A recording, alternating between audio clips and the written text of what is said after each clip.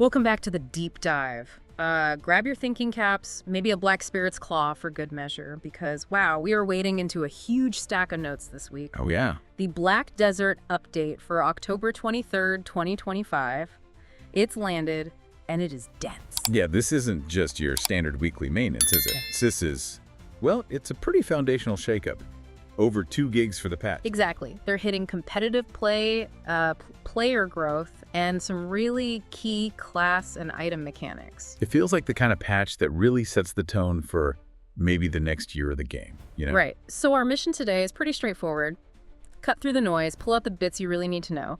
We're going to focus on 3 main things. Okay. First, the big overhaul to the Gate of Solaire Season 8. Second, this honestly revolutionary support system for new and returning players. That part's wild. And third, some of those subtle but kind of seismic balance shifts. We're looking at one class in particular and those defensive gems everyone uses. Yeah, those are going to cause some ripples for sure. The big picture seems pretty clear, though. What's your take? Well, it looks like Pearl Abyss is really doubling down on competitive integrity and also smoothing out that ramp up for players, making it easier to get in or get back in and actually compete. Okay, let's start right there then. In the arena, Gate of Solaire, Season 8. It's kicking off right now, October 23rd, running through November 27th. And you've got a little extra time till December 4th to actually collect your season rewards, so no mad rush on the very last day. Good to know. And for anyone planning to climb those leaderboards, the schedule is key. Ranked matches aren't just open 2000. Nope, specific windows. Monday to Friday, it's 4 p.m. to midnight, Thailand time. So 16:000 to 24:00. These are weekends. Weekends open up a bit earlier. Saturday and Sunday, you can jump in from noon till midnight, Thai time.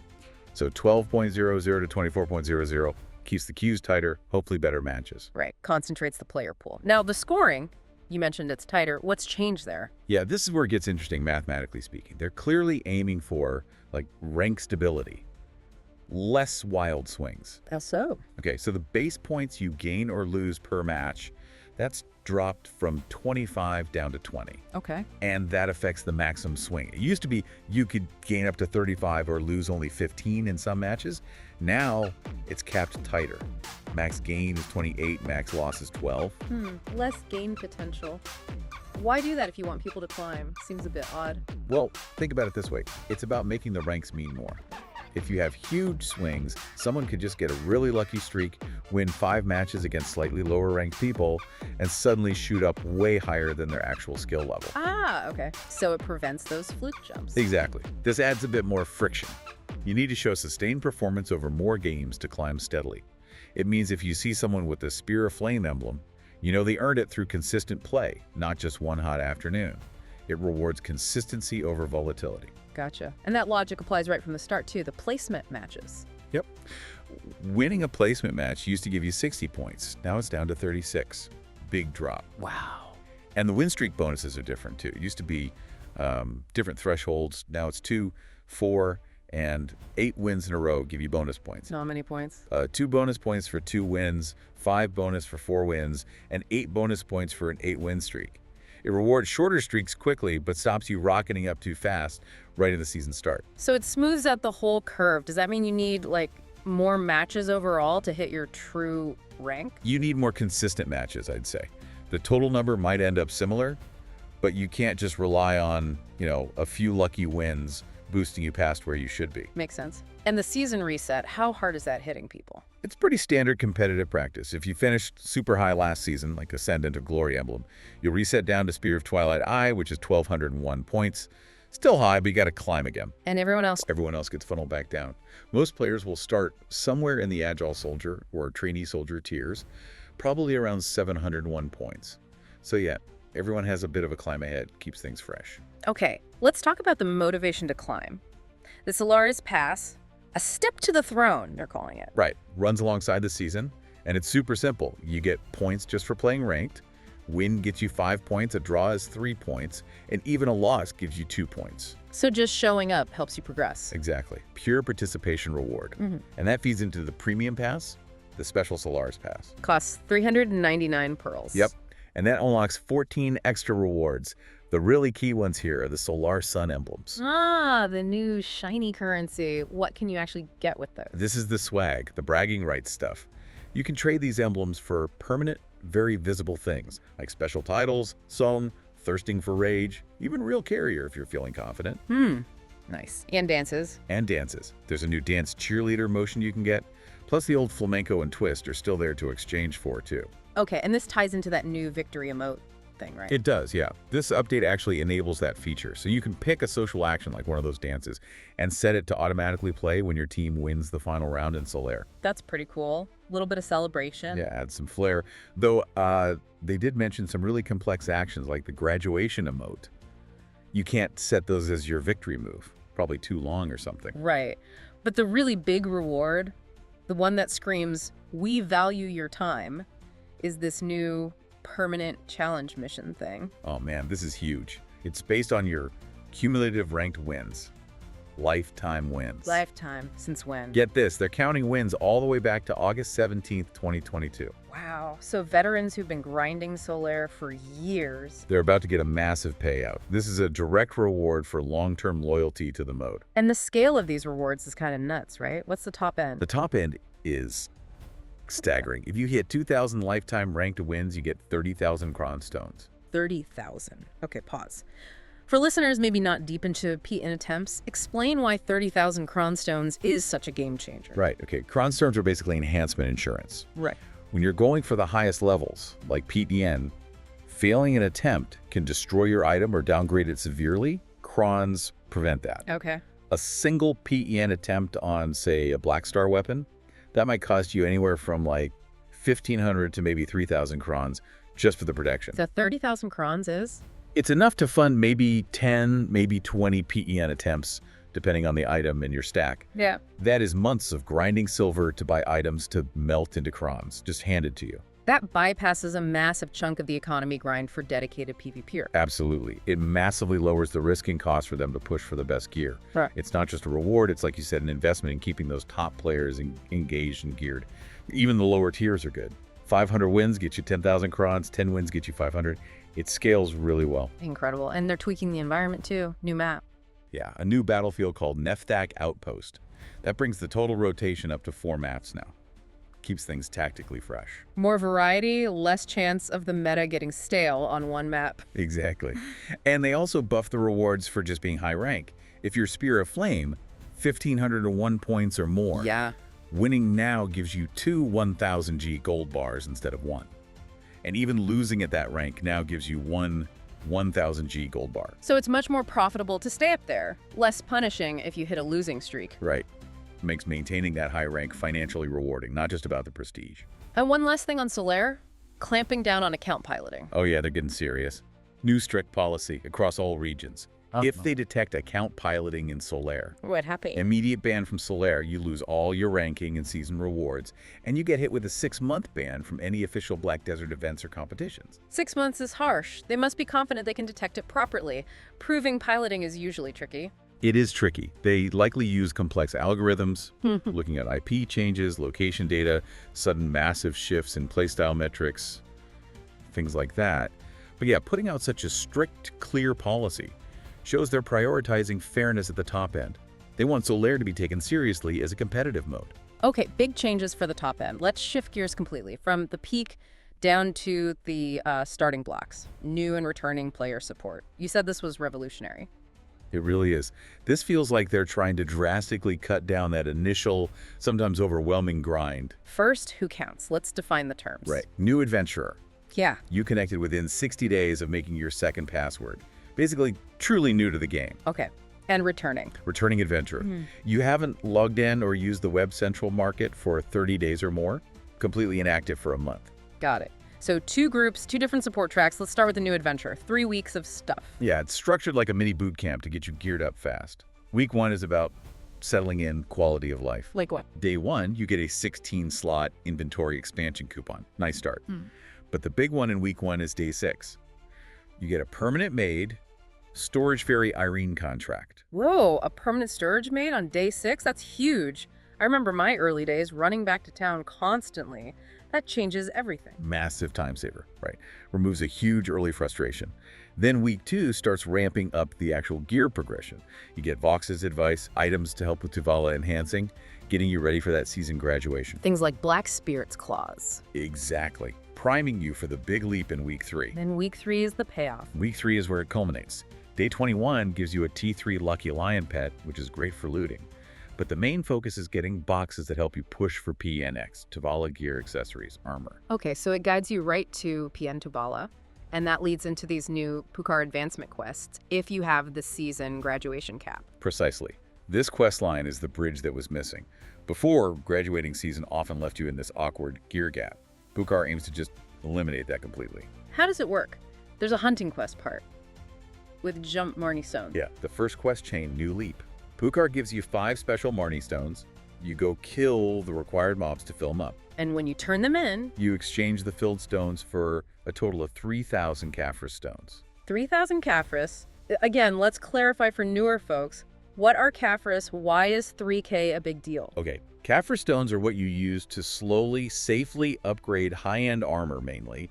You feed them into your gear, and it gains stats, eventually levels up, without any risk of downgrading or breaking. So it's guaranteed progress. Guaranteed, but usually slow, because getting Caphras takes time. Getting 3,000 right out of the gate is like getting a massive head start on making your armor much, much tougher. It's months of grinding value, basically, letting you build that endgame defensive foundation right away. Okay, defense boost covered. But the really crazy part seems to be the enhancement quest chain, using Jump Pure Water. This is the showstopper. These Jump Pure Water items, they come in weapon, accessory, and armor types. They give you a 100% guaranteed success rate to enhance your Tuvala gear from PENV up to Tuvala Hex. Wait, 100%. No failure, that V to VI jump. Yeah. That was the worst. That's where people quit. Absolutely. It was pure RNG hell, massive fail stacks needed, tons of resources burned, making that specific painful step a 100% success. They basically just removed the single biggest frustration point in the entire mid-game progression. It guarantees you make that transition. Okay, so you use the Pure Water, you hit PNX. Tuvala, guaranteed. Then what? The exchange. Then the final exchange. This is where you trade in that hard-earned, now guaranteed PNX Tuvala for actual top-tier gear. Lay it out for us. What do you get? PNX Tuvala weapons trade straight up for PN, the Black Star weapons. The best PvE weapons in the game. Pretty much, yeah. Okay. PNX Tuvala accessories trade for TET card yard accessories. Very solid high gear score pieces. And the armor, PNX. Tuvala armor pieces trade for pieces of the ancient silent armor sets. which are basically the starter versions of Fallen God gear, right? Like Lanska's helmet, Fallen God's armor. Exactly. They come as of Tranquility versions, Yeah. which you then upgrade further. But yeah, this whole process lets a brand new player coming out of season jump directly onto the same upgrade path as endgame veterans. It skips hundreds, maybe thousands of hours of traditional enhancement grind. It completely redefines the path to endgame. Mind-blowing.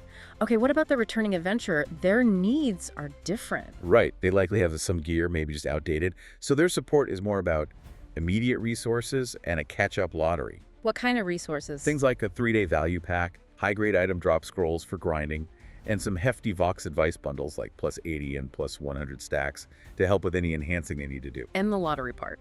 That's the Event Dream Adventure Box. They get these multiple times through daily logins and some exchanges. They live it like a scratch ticket with potentially amazing prizes. How amazing. Well, you could get rare boss materials like a Garmoth's Revived Heart or a Vel's Heart, maybe Khan's Concentrated Magic Power, stuff that's usually hard to get. Okay, nice mats. But the gear jackpot. The jackpot is the chance to get TE or even Tree Fry Debrica accessories straight from the box. Debricas. Those are top tier, super expensive accessories. Getting a Tetri one would be insane for a returning player. Absolutely game-changing, potentially billions of silver worth of value, Yeah. instantly catapulting them back into relevance. It's Yeah. huge incentive to come back and try your luck. And these dream boxes and also Shikatu's glowing coins, they're part of the general daily login rewards too, right? For everyone. Yeah, the Autumn Season Daily Login Rewards, running October 23rd to November 27th. This track is good for everybody, not just new returning. When do you get the big prizes there? You get a Shikatu's glowing coin on day 14 and another on day 28. And you get a Dream Adventure box on day 21 and day 30. And those Shikatu coins, what can you trade them for? Really good stuff. Takes up 300 coins for the best rewards, but you can get things like a T8 Gold Horse that already knows key skills like Sprint and Instant Excel, or High-end item drop scrolls, like 50% increase ones. So accessories, too. Yep. Things like a TRI, Tungrad ring, TRI, Manos accessories for life skillers, or TRI Dawn or Ominous rings.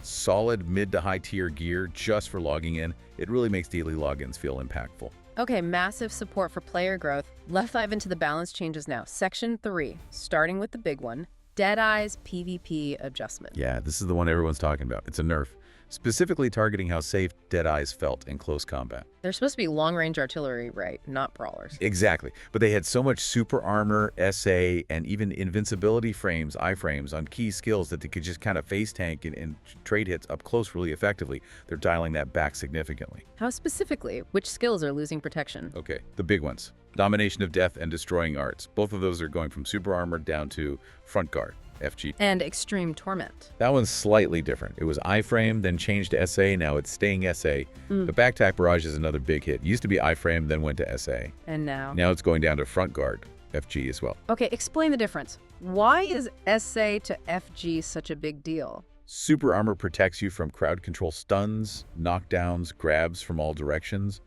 Front guard only protects you. Well, from the front. Ah, so if someone gets behind you or to your side? You're completely vulnerable. You can be knocked down, grabbed, blown up. It means Deadeye's players have to pay attention to their positioning now when using these skills. They can't just pop them recklessly in the middle of a fight if someone's flanking them. So it forces them to play more like that ranged artillery class they were meant to be? Punishes aggressive dives? Precisely. It raises the skill floor and the risk involved in close quarters combat for Deadeyes. Playing hyper-aggressively is now much, much more dangerous. Classes that can flank easily will have a much better time against them. Okay, that's a significant nerf. What about buffs? There's something about AP normalization for older classes. Yeah, this looks more like a bug fix, really, for Wizard, Striker, and Mystic specifically. What was the bug? It was kind of weird. They had certain skills with like smaller, longer-lasting AP buffs. And those buffs were somehow overriding bigger, shorter duration AP buffs from their main damage skills. So you'd pop your big damage cooldown, but a weaker passive buff would cap your AP. Essentially, yeah. You weren't getting the full benefit of your burst window because a weaker buff was somehow taking priority. Super frustrating if you noticed it. So the fix just makes sure the highest buff applies. Pretty much. They adjusted the AP values on skills like Control Madness for Wizard, Hidden Power Blast, Dragon Power, Warrior Spear Boost for Striker Mystic, so they match the stronger short-term buffs, usually standardizing around plus 28 AP or plus 30% crit rate. It just ensures these classes do the damage they're supposed to do during their rotations. Good fix. Now, defensive gems. This sounds subtle but important. Worn Dawn and Benny Dawn gems getting weaker. Yeah, both the damage reduction DR versions and the evasion versions. The devs basically said these gems, while not the absolute best, were giving a bit too much defense for their tier, making defensive builds maybe a little too easy to stack early on. So what are the actual number changes? Okay, for the Bene Dawn DR gem, the listed DR stat goes down by 5, and the total hidden DR value goes down by 1. For the Bene Dawn evasion gem, listed evasion drops by 5, and the hidden total evasion drops by 2. Doesn't sound like massive numbers, but I guess it adds up if you stack them. It does. The main impact is that if you were relying on these Bene Dawn gems to hit certain defensive thresholds, you now need to invest in the higher tier, more expensive Gen or 1 gems to get back to where you were. So it makes reaching high DP or evasion slightly more costly. Exactly. It nudges the meta slightly, makes building pure tankiness a bit more of an investment, which could indirectly favor more offensive strategies maybe, or just forces people to spend more on top-tier gems. Interesting. Okay, shifting to items in economy. Good news for people with old Pearl cosmetics. Extraction. Yes. Finally, you can now take old Pearl Shop, ship gear, wagon gear, horse gear, the cosmetic stuff, and extract it Extract it into what? into Voxcry or Cronstones. Oh, nice. Turn old-fashioned into useful enhancement mats. Yeah, it's a great way to clean out your Pearl inventory and get something valuable back for items you don't use anymore. Solves a long-standing clutter problem for veteran players. And speaking of cosmetics moving, some ship skins are leaving the Pearl Shop. That's right, 4 popular ones: Venerio, Pishtu, Darkthorn, and Bell Epoch. They're moving from the cash shop to being craftable in-game Craftable where? at the shipyard. Big win for making cosmetics earnable through gameplay. Are they easy crafts? Or still prestigious? Oh, they're definitely keeping them prestigious. Yeah. The crafting recipes require some pretty hefty, expensive materials. Think durable plywood, black gems, red coral, titanium ingots, stuff like that. So still a serious time or silver investment, just not direct cash, keeps the value high. Exactly. Achievable in-game, but not trivial. All right, Section 4. Let's quickly cover monster zones, war changes, and general quality of life stuff. PvE first. Black Shrine. Yeah, the Gumiho boss in the Black Shrine. They're tweaking the Fox Orb mechanic during her statue phase. It's not random anymore. How does it work now? It's tied to how long you spend in that statue pattern. If you trigger the pattern and deal with it fast, within 30 seconds, only one orb spawns. And if you're slow? Every extra 30 seconds you're stuck in that phase, another orb gets added, up to a max of 9 orbs if you take like 4 minutes.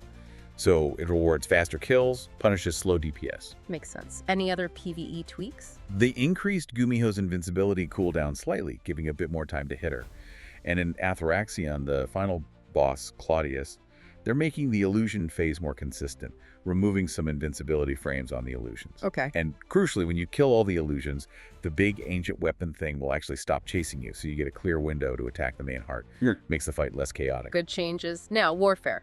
Elephants. Yeah, Kadria elephants in node wars and sieges. Their power level was apparently all over the place depending on the tier of the war. So they felt weak in some tiers, maybe too strong in others. Something like that. The solution is standardization. They're capping the maximum attack power of all Kadria elephants at 395, which is the power they have in Tier 1 node wars. So they'll hit just as hard in a Tier 4 war as they do in a Tier 1. Damage-wise, yes. They adjusted the HP and defense too, so they're still tough and useful, but their raw damage output is now consistent across all tiers of war. Makes tactical planning more reliable. Okay, standardizes the battlefield. Lastly, the quick hits. Quality of life and UI, anything stand out? The enhancement UI gets a nice little bump. There's now a button right there to see your list of vaults and vice stacks without having to dig through your inventory. Oh, thank goodness. That was annoying. Right, saves a lot of clicking. Also, event icons are all turning red for better visibility, and they're adding event banners on the side of the main menu. Making sure people see what's going on. Yep. And a small web thing. If you're claiming Twitch drops for the first time, you have to pick your platform and region first now. Stops people accidentally sending rewards to the wrong place. Smart. Any bug fixes worth mentioning? Fix some old title names, like the 100 Days titles, to correctly show the region like SEA or TH. Fixed a bug where if only one person killed Garmouth or Maraka, they might not get the best reward bundle. Now they should. And they renamed a category in the Black Spirits gift box to Special Pass to match the new event names. Just general tidying up. Okay, lots of little polish points there. Phew, that's a lot. Colossal patch. Yeah. So wrapping this deep dive up, it really feels like Pearl Abyss has a clear plan here. They're kind of reshaping things on two fronts at once. Absolutely. You've got the competitive scene, Solaire, getting more serious, more stable, with huge long-term rewards like those crons. That's one pillar. Right. Rewarding the dedicated PvPers. Then the second pillar is just tearing down the barriers for everyone else. That new and returning player support, the guaranteed Tuvala upgrade, the direct path to PN Blackstar and Fallen God starters. It's the fastest route to endgame viability they've ever offered. By far. It really is. And the third piece is that careful rebalancing. Nerfing the Deadeye's close-range safety net, making defensive gems a bit less efficient. It all points towards maybe a slightly more aggressive, position-focused PvP meta. It could, yeah. Making pure turtling a bit more expensive, forcing classes like Deadeyes to play their intended role. It definitely shakes things up. So the big question hanging in the air from this patch, the thing for you listeners to think about as you jump back in. Yeah. With defensive gems taking a slight hit, and a previously very safe class like Deadeyes now needing much better positioning, are we going to see a shift? Will pure damage and aggression dominate Solaire this season? Or will players figure out new ways, maybe with those special Solaire's gems or artifacts, to build back that defensive wall? That's the puzzle, isn't it? How do you adapt? Do you lean into the offense, or do you double down on finding new ways to stay tanky in this slightly harsher environment? That's what everyone will be figuring out. Lots to explore. Definitely dive in and check out all the new systems and changes. We'll be back next time with another deep dive. See you then.